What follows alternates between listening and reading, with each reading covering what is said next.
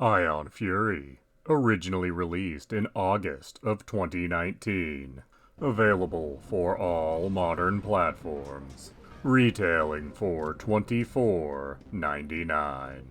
Ion Fury is a retro-style first-person shooter, but rather than try to invoke the feelings of Doom or Wolfenstein 3D, Ion Fury instead tries to invoke the feelings of Duke Nukem 3D and other build engine games. In fact, this game was supposedly developed using eDuke 32, a modern source port for the build engine. So, like many old build engine games, this game has an over-the-top protagonist, one Shelly Bombshell Harrison, and she is basically a gender-swapped Duke Nukem, having the same abilities and attitude as the Duke, as well as a habit of spouting one-liners. Apparently her day job is a bomb disposal expert, and she is single-handedly fighting Dr. Judas Haskell, a villain voiced by John St. John, that is a cult leader that has many cyborgs following him and doing his bidding.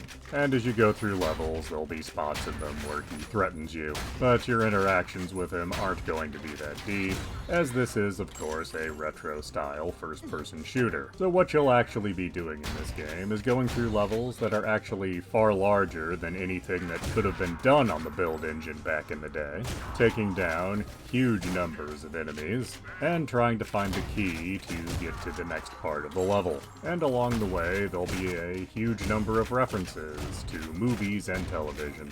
RoboCop, Terminator, Blade Runner. The game wears the influence of 80s sci-fi on its shoulder proudly.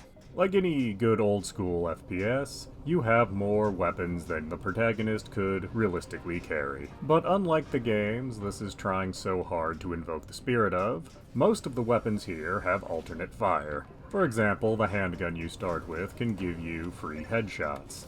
Meaning, unlike most games, your basic weapon stays useful throughout as long as you're fighting anything with a head.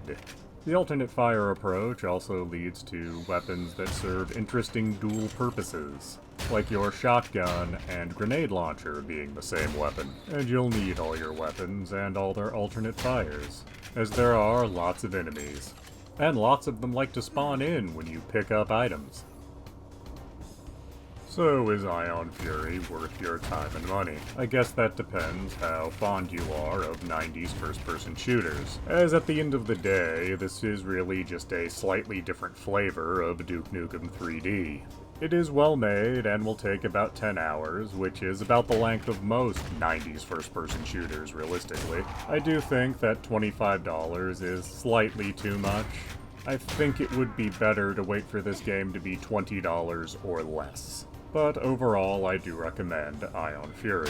There is one more thing I want to address about this game that's not really the game's fault.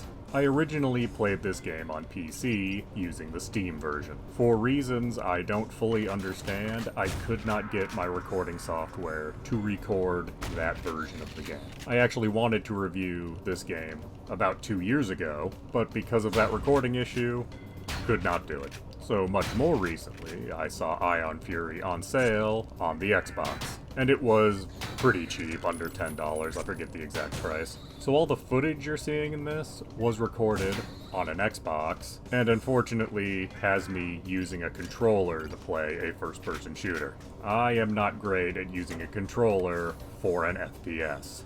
So for that reason, you only see the early levels of Ion Fury, and I'm also not performing all that well in any of the footage in this review. None of that is the game's fault, but still, it's something that was quite annoying when trying to make this review.